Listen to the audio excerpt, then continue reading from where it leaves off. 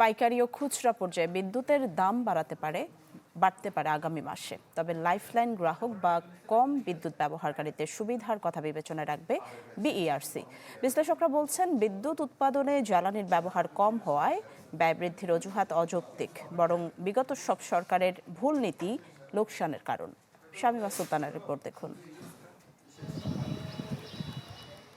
আওয়ামী আমলে বছরে একাধিকবারও বেড়েছিল বিদ্যুতের দাম। অন্তর্বর্তী সরকারের সময় তা না হলেও এবার আবার বাড়ছে। সঞ্চালন ফি থেকে শুরু করে পাইকারি খুচরা সব পর্যায়েই বাড়ানোর প্রস্তাব করেছে অংশীজনরা। এতে বাংলাদেশ বিদ্যুৎ উন্নয়ন বোর্ড 6.68% সিস্টেম লস বা ঘাটতি লোকসান দেখিয়ে দাম বাড়ানোর প্রস্তাব করেছে। ঢাকা পাওয়ার ডিস্ট্রিবিউশন কোম্পানি দেখিয়েছে 5.5%, নর্দার্ন ইলেকট্রিসিটি সাপ্লাই বা নেসকো 7.72%, বাংলাদেশ পল্লী বিদ্যুতায়ন board 8.50%, West zone power distribution company 7% হারে।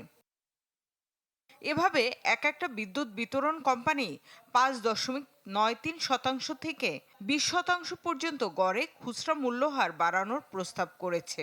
তবে বৃদ্ধির হিড়িকে কম বিদ্যুৎ ব্যবহারকারী গ্রাহকদের দুর্দশার কথা বিবেচনায় রাখার আশ্বাস বাংলাদেশ এনার্জি রেগুলেটরি কমিশনের। আগামী 20 এবং 21 তারিখে গণশুনানি হবে। প্রচুর টাকা ভর্তুকি হচ্ছে, ভর্তুকি কমাতে হলে দাম বাড়াতে হবে। কতটুকু বাড়বে এটা গণশুনানির উপর নির্ভর করবে। বিইআরসির আইনে বিধান আছে যে আমরা ভোক্তা স্বার্থের দিকে খেয়াল রাখবো। বিদ্যুতের গড় চাহিদা 15,000 মেগাওয়াট, যার মধ্যে 12,500 মেগাওয়াট আসে এদেশের প্রাকৃতিক গ্যাস থেকে। তাই বৈশ্বিক জ্বালানির মূল্যবৃদ্ধিকে কারণ হিসেবে দেখানোটা অযৌক্তিক মনে করেন বিশ্লেষকরা। উল্টো ঘাটতির জন্য বিগত সব সরকারের ভুল নীতিকেই দায়ী করেন।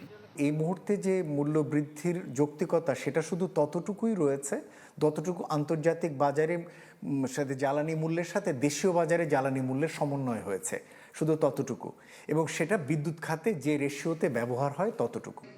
দেশের বিদ্যুৎ খাত একটা ঘূর্ণায়মান চক্রের ফাঁদে ঘুরছে বলেও আক্ষেপ করেন। যদি এই বিষয়গুলো বিবেচনায় নেই। শামীমা সুলতানা, চ্যানেল 24, ঢাকা। সময়ের সাথে সাথে দেখা দেয় নিত্য নতুন প্রয়োজন। রেডি থাকতে হয় প্রতি মুহূর্ত। তাই এলো ইনোভার, যেন আপনি লাইফে থাকেন রেডি প্রতিদিন। Innova, designed for now.